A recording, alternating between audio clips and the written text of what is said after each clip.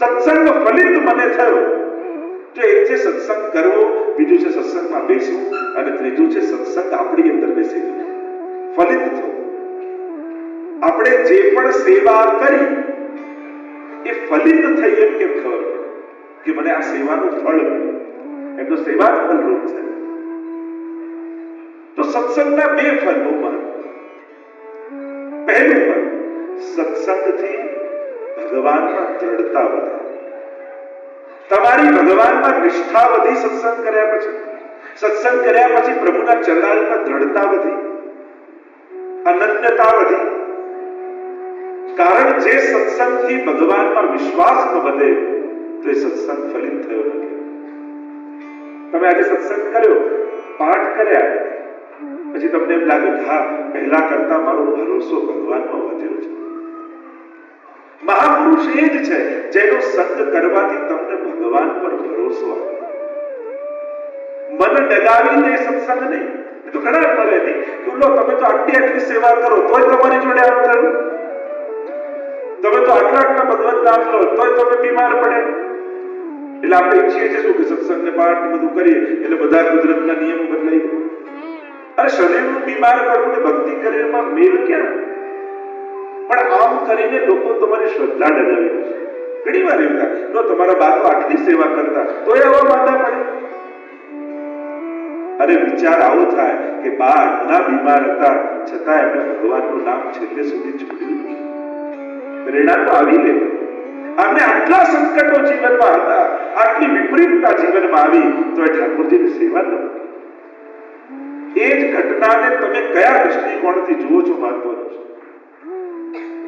જે સત્સંગ ભરોસો ના જગાવે સત્સંગ, અને એટલા માટે સત્સંગ કર્યા પછી ભરોસો વધ્યો કે હજી નાના નાના સંજોગો તમને વિચલિત કરી જાય છે.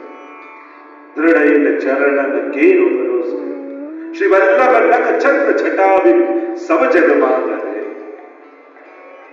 વલ્લભ હી કો ભારી ભરોસો. આ ભરોસો બહુ જ મહત્વનો છે. ભરોસો રાખીને ભગવાન કૃપા કરે એમ નહીં, જેના પર ભગવાનની કૃપા થાય ને એને ભગવાનના ચરણારવિંદમાં દ્રઢ ભરોસો બેસે. બાકી સંજોગો એક સરખા રહે એ કોઈના જીવનમાં રહે. આ તો બદલાતું રહેવાનું જીવન, એનું જ નામ છે. રોજ એક નવો પ્રશ્ન જીવન આપણને પ્રશ્ન કરે છે, આપણે એના ઉત્તરો ગોતવાના હોય છે. જેનો ભરોસો મજબૂત હોય ને એ વિપરીત સંજોગોમાં ટકી જાય છે. એના ઠાકોરજી છે બધું. તો સત્સંગનું પહેલું ફલ એ દ્રઢતા, અનન્યતા, નિષ્ઠા. આજે શ્રદ્ધા છે, નિષ્ઠાનો અભાવ છે.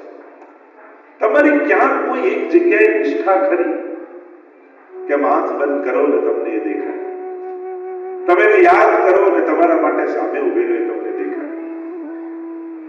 શ્રદ્ધા વિખરાયેલી ન હોય. શ્રદ્ધા વધે પછી નિષ્ઠાનું રૂપ લે. અનન્યતા એ પ્રેમની શરત નથી, અનન્યતા એ પ્રેમનો સ્વભાવ છે. આપણે શરત માની કે તમે આને માનો તો આમ નહીં કરવાનું, શરતો ન હોય પ્રેમ, પણ પ્રેમનું નેચર અનન્યતા છે, એનો સ્વભાવ અનન્યતા છે. કે જ્યારે કોઈને પ્રેમ કરો છો અને ત્યાં અનન્યતા ન પ્રગટી તો એ પ્રેમ જ નથી. અને એટલા માટે આમ નહીં કરવું, અહીંયા નહીં જવું, આ નહીં ખાવું, આ બધું ગૌણ વાત છે. પ્રેમ છે તો નિષ્ઠા સ્વાભાવિક છે, પ્રેમ છે તો અનન્યતા એનો સ્વભાવ છે. અને જો આ અનન્યતા ન પ્રગટી તો પ્રેમ જ પ્રગટ્યો નથી. સત્સંગનું આ ફળ છે દ્રઢતા, અનન્યતા, નિષ્ઠા. નિષ્ઠા વધારજો વૈષ્ણવજનો. સ્વાર્થ, લોભ, ભય આપણને ક્યાં ક્યાં ભટકાવે છે. કેટલી જગ્યાએ માણસ ભટકતો રહે. અહીંયા કરવાથી આમ થઈ જશે, આ કરવાથી આમ થઈ જશે, આમ કરવાથી આમ. ભટકતો જ રહે જિંદગીમાં. સ્વાર્થ ભટકાવે, ઘણી વાર ભય ભટકાવે. આવું નહીં કરો તો આમ થઈ જશે. લોકો સલાહ આપે તમે પેલાનું નથી કરતા ને એટલે તમારી જોડે ખરાબ થયું, તમે અહીંયા આ નથી ચડાવતા એટલે તમારી જોડે આ ખરાબ થયું. અને સલાહ સમય ખરાબ ચાલતો હોય ત્યારે બધાની સલાહ ગળે ઉતરી જાય. આપણને એમ થાય કે કઈથી પણ સારું થાય. ભય ભટકાવે છે, લોભ ભટકાવે છે, આ મસ્તક ને ગૌરવ ક્યારે મળે? આ મસ્તક ક્યાં ઝૂકે એનું પણ એક ગૌરવ છે. આ વૈષ્ણવનું મસ્તક ક્યાં નમે એ ગૌરવ સાથે વૈષ્ણવ જીવતો હોય છે. તો સત્સંગનું પહેલું ફળ એ દ્રઢતા, અને સત્સંગનું બીજું ફળ એ દીનતા છે. જો દીનતા ન પ્રગટી તો સત્સંગ ફલિત નથી. બધું વાંચ્યું, બધાએ વાત કર્યા, ઘણું સાંભળ્યું, પણ દીનતા આવી નથી. એ વાણીની, વિચારની, વ્યવહારની અનેક પ્રકારની દીનતા, અને કદાચ પ્રગટી નથી તો દીન થવાનો, વૈષ્ણવ થવાનું નાટક કરો. નાટક કરો. જો ઘણીવાર ઉત્તમ થઈ જવાનું નથી, ઉત્તમ બનવાનું નાટક તો કરો. તોય ઘણીવાર પ્રવૃત્તિ ધીમે ધીમે વૃત્તિનું રૂપ લઈ લેતી હોય છે. એટલે ઘણીવાર વૈષ્ણવ થવાનું નાટક કરો. વૈષ્ણવ કઈ રીતે બોલે, વૈષ્ણવ કઈ રીતે વિચારે, વૈષ્ણવનો વ્યવહાર. હું તો ઘણીવાર લોકો એમ કે દિલ ચોખ્ખું રાખો, જુબાન મને કડવી હોય. હું ઊંધું કહું, દિલમાં ઝેર રાખો, જુબાન મીઠી રાખો. કારણ કે દિલમાં ઝેર હોય તો એકલા તમે પડો, જુબાન પર ઝેર હોય તો બીજા 10 પડે. અને એટલા માટે એના કરતા દિલમાં દિલ ખરાબ ચાલશે, ચલાવી લઈશ. અત્યારે દિલ ચોખ્ખું કરીને આપણે જે કરવું એ કરવા છૂટ લઈ લઈએ. હું તો ઊંધું કહું, વ્યવહાર વૈષ્ણવતા નથી, મનમાં ભાવના વૈષ્ણવતાની વાંધો નહીં. વૈષ્ણવ બનવાનું નાટક કરો, એક્ટિંગ કરો.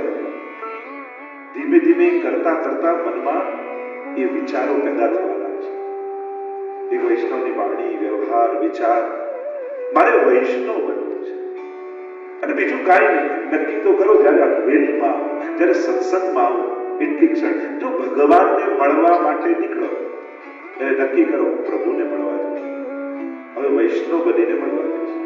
રસ્તામાં જે મળતું જાય જય શ્રી કૃષ્ણ કરતા કરતા તમારા હાથમાં કોઈ પ્રસાદ આપી જાય, કણિકા વાંટતા નીકળો ને, એમ પ્રભુ રૂપ પ્રસાદ મળ્યો છે, મંદિરેથી દર્શન કરીને તો ભગવત સ્મરણ કરતા કરતા નીકળો.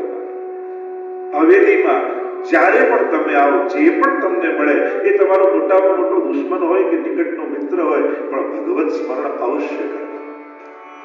ભલે તમારું એની જોડે બિલકુલ ન બનતું હોય, છતાંય એના ગળામાં કંઠી છે એનો અનાદર ક્યારે નહીં હોય. જો વ્યક્તિનો અનાદર થઈ શકે તો વૈષ્ણવનો અનાદર એ અપરાધ છે. એના ગળામાં ઠાકોરજીની કંઠી વિરાજમાન છે, એનું અપમાન આરાધનાથી ક્યારે નહીં. અને એટલા માટે એની વૈષ્ણવતાનું સન્માન સાચવવું એ આપણો વૈષ્ણવ ધર્મ છે. આ નાના નાના વિવેકો જીવન. એટલે આજ પછી હું સારો થઈશ એવી કલ્પનામાં ન રહો. મારે સારા થવાની એક્ટિંગ કરવાની છે. મારે સારા થવાનો પ્રયાસ નથી કરવો, એ બહુ અઘરું છે. એ તો ભગવત કૃપાથી સિદ્ધ થશે જ્યારે આપણે બધા ઉત્તમ થઈ જઈશું. ક્યાંક એ ઉત્તમતા અત્યારે આપણી કલ્પનામાં છે કે વૈષ્ણવ આવો હોવો જોઈએ.